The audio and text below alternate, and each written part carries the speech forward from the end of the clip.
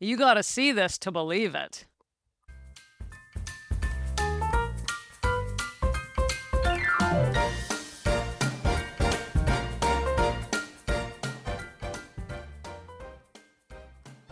Hey, welcome to Sober Living Snippets, where we work on alcohol-free living so we can get rid of regret and shame, improve our relationships, and feel youthful again. Welcome back. We are smoking along here this week. Today, we are going to talk about another possible path to sobriety that we could use. This week, we are talking about different techniques, or we could call them strategies, or we could call them therapies. We can call them whatever we want, but different ways that we might approach our sobriety.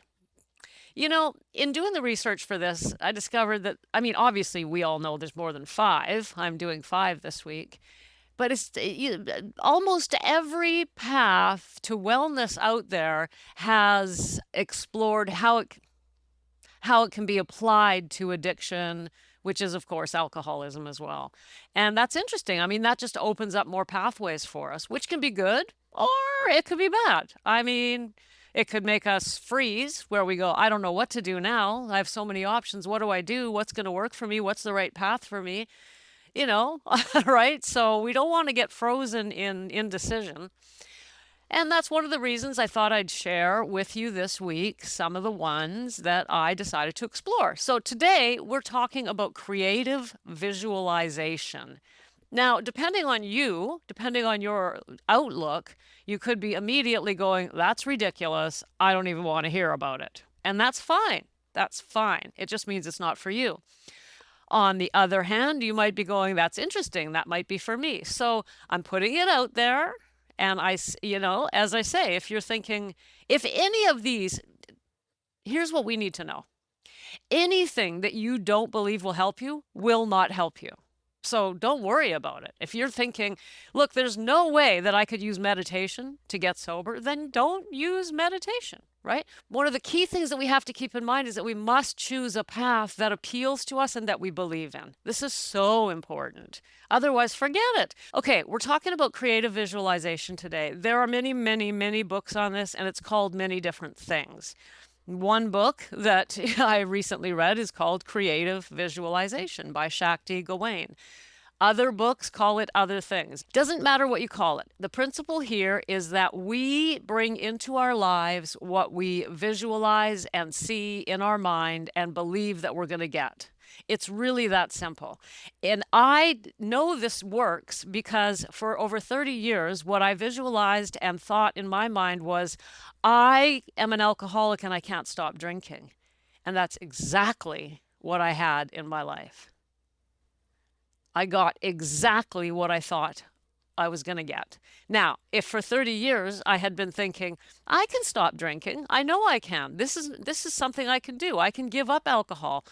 I would have been able to quit a lot sooner, but I didn't even believe that. I didn't think that way.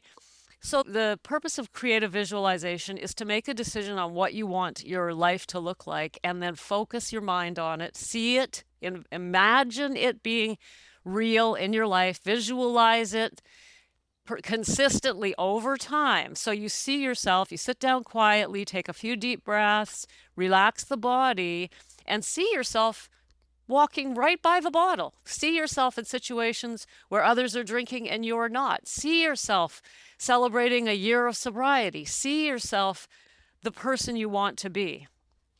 And that will help your subconscious mind get behind the idea and help push you in the direction you want to go.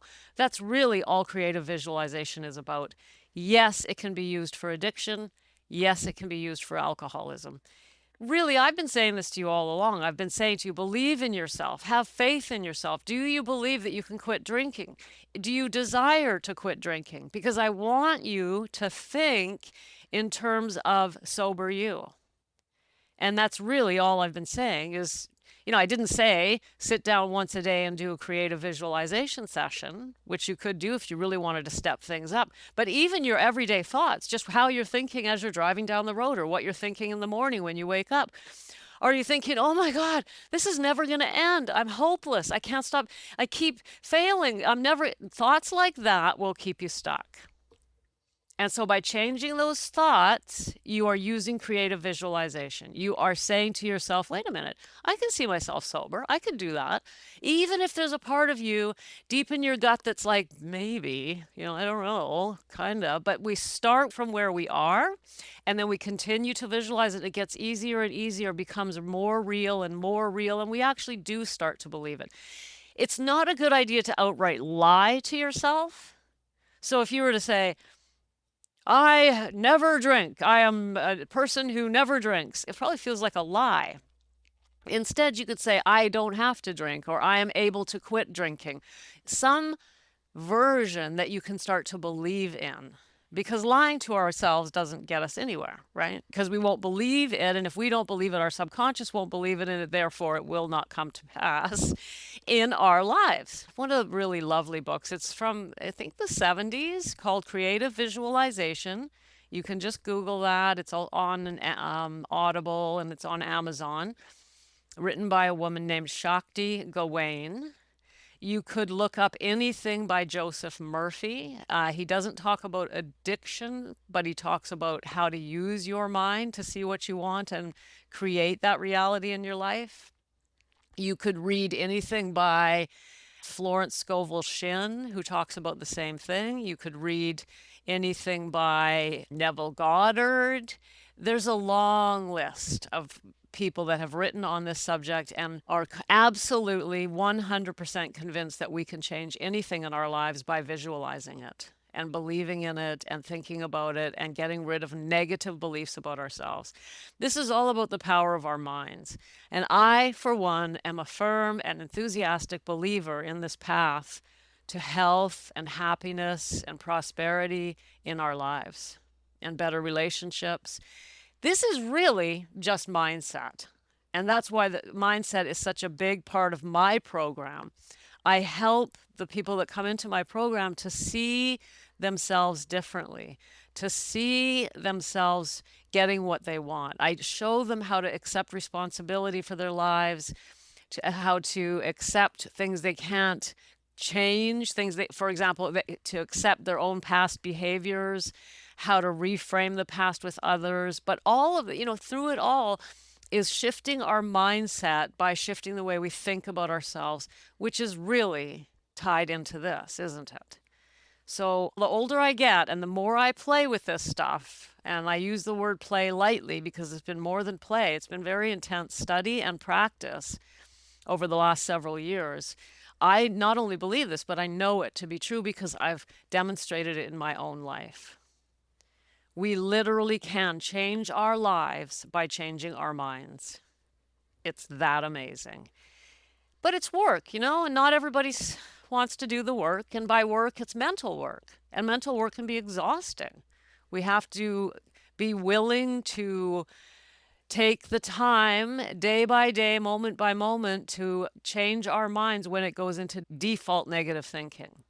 And that can be effort. That's effort. We don't get to just lazily go along our day letting our minds be like wet noodles. We keep them alert and we put them to work for us. And that takes effort. But all of this takes effort. And I don't want listeners that aren't interested in growth. I don't want listeners that aren't interested in making an effort to get a beautiful, happy life. Right? I'm not here to entertain you while you sit around drinking your wine. I'm here to help you get what you want in life. And I know that you want that too. So this is a very, very interesting path. It's full of rich rewards. Go ahead and check out some of the resources I mentioned and more. You'll find more if you just start looking. One thing leads to another, right? For those of you who are of an age, you may recognize the name Wayne Dyer, who was a personal development guru from back in the day. He's since passed away. But he has a famous quote, well, several, but one that I'm going to give you here, where he said, change the way you look at things, and the things you look at will change. I love that quote, and that's exactly what he's talking about when he says that. Change the way you look at your world, and your world will change. If we go out into our day expecting to be judged, criticized, picked on, or expecting negative things to happen to us, that's exactly what we're going to see. We're going to filter for that. We're going to see it. If we wake up in the morning and expect to have a day full of kindness and love, that's exactly what we're going to see. Change the way you look at things, and the things you look at will change. That is the same idea as creative visualization or manifestation or whatever you want to call it. It doesn't matter what you label it, it really is just using your mind to turn your life around. I just find that incredibly exciting, and I love practicing it. So if you're ever interested in getting together with others and learning how to do this, my program is definitely for you. All right, kids. Tomorrow, let's see. Tomorrow we're going to look at somatic healing therapy. This was an interesting one for me to research because it's one of the only one this week that I haven't personally tried. Although, when I started researching, I realized that I just didn't know I was doing it. But we'll talk about that tomorrow, somatic healing therapy. And in the meantime, your due for today is a lovely, lovely due. I would like you to take a few minutes, and whether you believe in creative visualization or not isn't important, but just take a few minutes and imagine your life the way you want it to be. What does it look like? How does it feel? And try really hard to feel what it would feel like to not have the stressors in your life that are driving you nuts. Like, what in your life is really making you miserable? I'm guessing it's alcohol. So take a few minutes today and just close your eyes and think, what would it feel like if I didn't have this monkey on my back? Just let yourself feel that, because those of us who struggle and struggle for years and years and years, we get to the point where we can't even really imagine not having that problem. I was like that. I thought, man, this has been dogging me all my life and I'm over 50. When is it, And I just thought that's what it. And it was hard for me to imagine life without alcohol being a problem. And now I have a life where alcohol is not a problem. So start by imagining it. Just see what that would feel like for you. And if you have quit drinking and you're listening to this just for maintenance, that's great. Welcome. I'm happy you're here. But instead, you can visualize some other nagging problem in your life, because our lives are never clear. There's always something going on. Visualize what it'd be like to be rid of that problem, because then you're exercising the mind and you're practicing creative visualization.